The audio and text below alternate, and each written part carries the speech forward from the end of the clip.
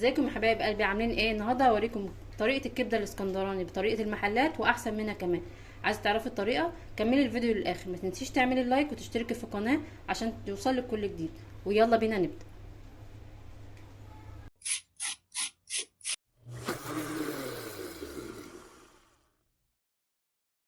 السلام عليكم ورحمه الله وبركاته. ازيكم يا حبايب قلبي، عاملين ايه؟ النهارده هقول لكم على الطريقه الكبده الاسكندراني بطريقه المحلات. هنا عندي كيلو الا ربع كبده، انت بتجيبيها من الجزار وتعصري عليها 3 4 ليمونات بالكتير، وتروحي منزله ميه الليمون، مش بتتنقع الكبده، ما بتتنقعش، انت بتطبخيها على طول. وهنا مقدار توم حوالي 10 فصوص توم. وهنا مقدار الفلفل حوالي 3 فلفلات مهروسين. لو مش عندك بتجيبي 3 فلفلات عاديين وتفرميهم مع 10 فصوص توم.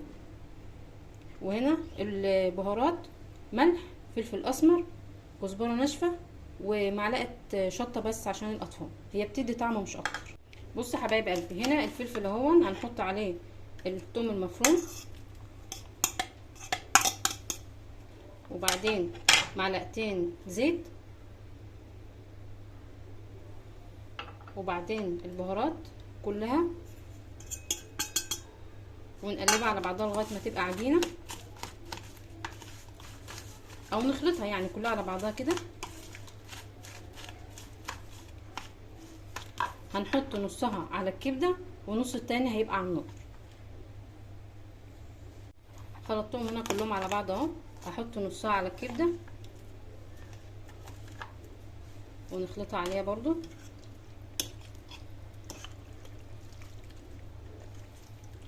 طبعا دي بتديها طعم وبيبقى طعمها حلو قوي زي بتاعه المحلات بالظبط.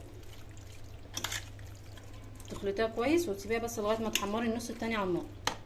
وهنا يا حبايب قلبي حطيت الطاسه على النار لغايه ما سخنت.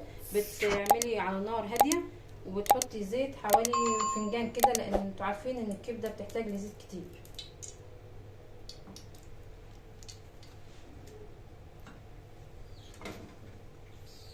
اول ما الزيت بيسخن بتحطي بقيه المقدار بتاعه الخلطه اللي احنا عملناها: الثوم مع الفلفل والبهارات.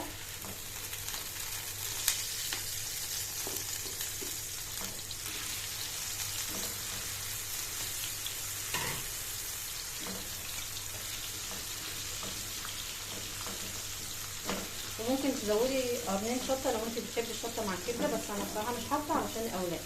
هي معلقه الشطه بس عشان تديها طعم، بس ما تبقاش محسوسه قوي.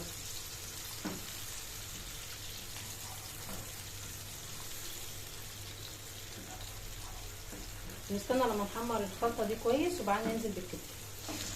وهنا يا حبايب قلبي بعد ما التومه اتحمرت كبيت الكبده كلها. اول ما حطيتها على طول كده طلعت زي ريحه المحلات بالظبط. اتمنى تجربوا الخلطه دي، ريحتها جميله جدا وطعمها احلى. هي ما بتاخدش وقت، هي دوبك ربع ساعه بالكتير وتروحي قافله عليها. اول ما ميتها بس باين تمشي.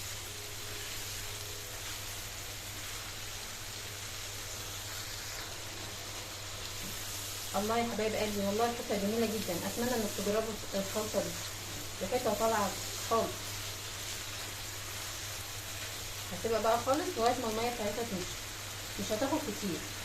وهنا يا حبايب قلبي ربع فنجان خل بس، هتصبيها كده اهو عشان لو في اي زفاره تروح.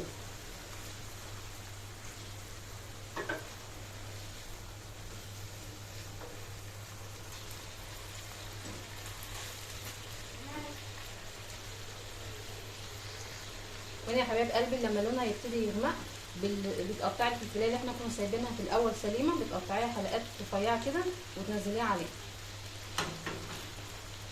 بيبقى لونها عامل زي كبده المطاعم بالظبط.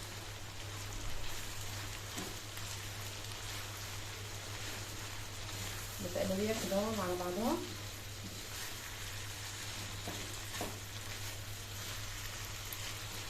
سيبها بس دقيقتين 3 بالكتير وبعدين تقفلي عليها.